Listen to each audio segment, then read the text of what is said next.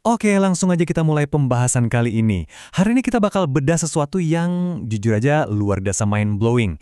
Kita akan melihat sebuah naskah biomekanik dari abad pertengahan yang ternyata menyimpan rahasia tingkat tinggi soal optimalisasi tubuh manusia. Bayangin deh, Anda hidup di zaman dulu, di mana teknologi paling canggih itu bukan mesin bertenaga listrik, tapi perpaduan murni antara kayu, tanduk, dan otot manusia. Nah, disinilah serunya.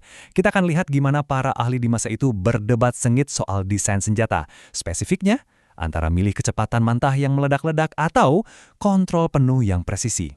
Tapi, sebelum kita masuk ke teknisnya yang rumit, mari kita setel dulu kerangka berpikir kita sejenak.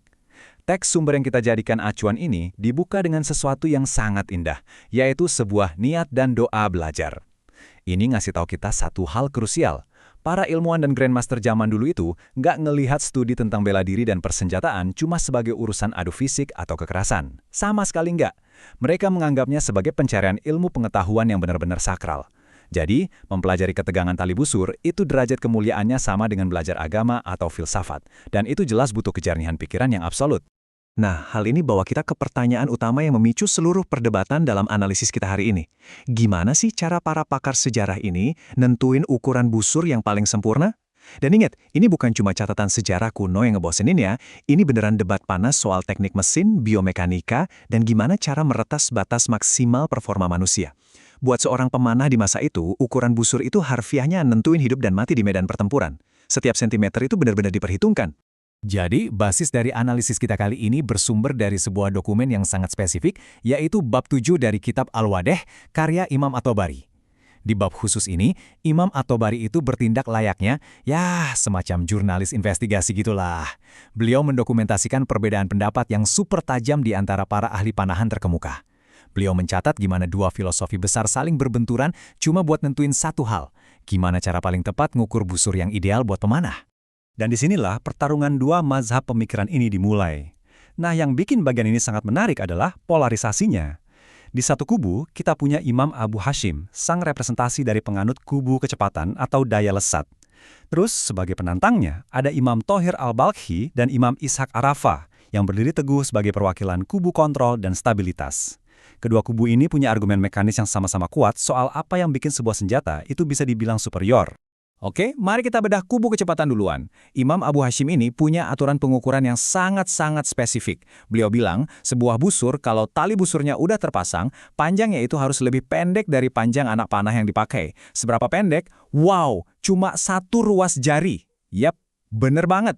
Persis satu ruas jari. Pengukuran ini diambil presisi banget dari ujung komponen tanduk di satu sisi busur, melengkung ke ujung tanduk di sisi lainnya. Nggak boleh lebih, nggak boleh kurang. Hanya satu ruas jari perbedaannya.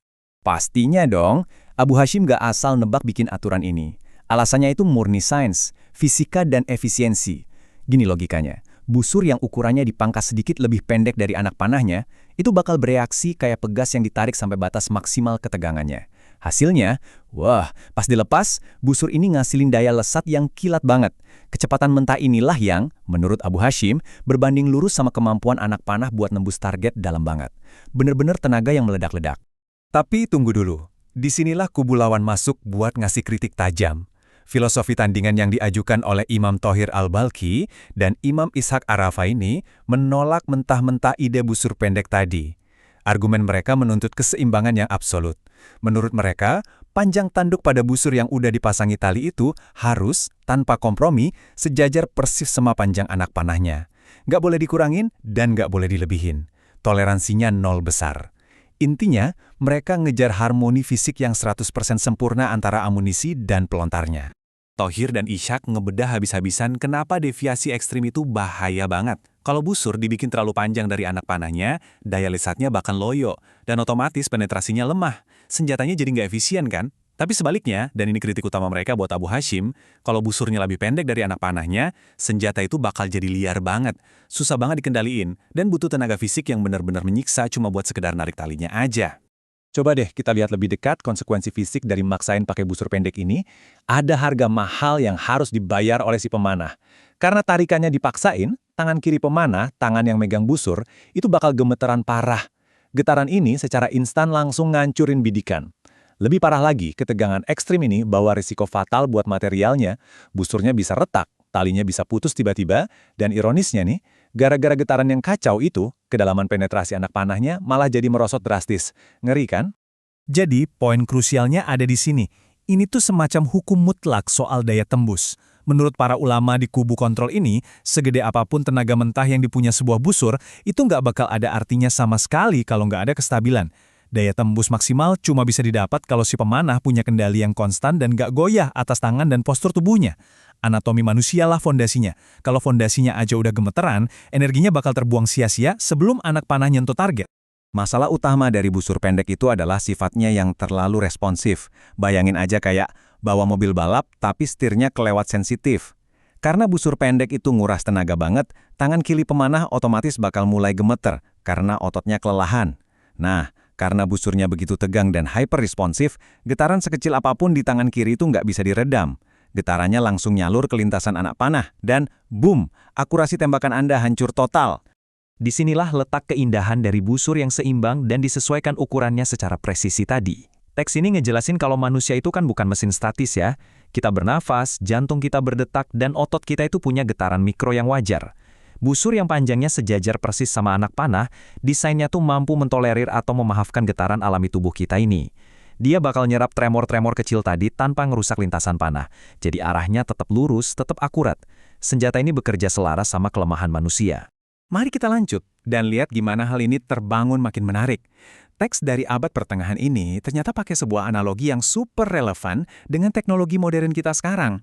Mereka ngibaratkan pakai busur pendek itu persis banget kayak nembak pakai pistol. Kenapa coba? Soalnya, pistol itu kan terkenal susah dikendalinya, akurasinya bakal langsung berantakan kalau tangan orang yang megangnya gerak sedikit aja pas pelatuk ditarik. Dan ini mengilustrasikan dengan sangat brilian argumen pamungkas mereka untuk busur yang seimbang. Sebuah busur yang ukurannya sejajar, itu berfungsi layaknya senjata api laras panjang, alias senapan. Fisik laras yang panjang itu, atau dalam kasus kita, bentang busur yang proporsional, ngasih stabilitas mekanis bawaan dari sananya. Stabilitas ini yang mastiin akurasi bahkan tetap tinggi walaupun ada sedikit getaran atau gerakan gak sempurna dari penembaknya. Ini contoh klasik gimana desain menyelamatkan fungsionalitas.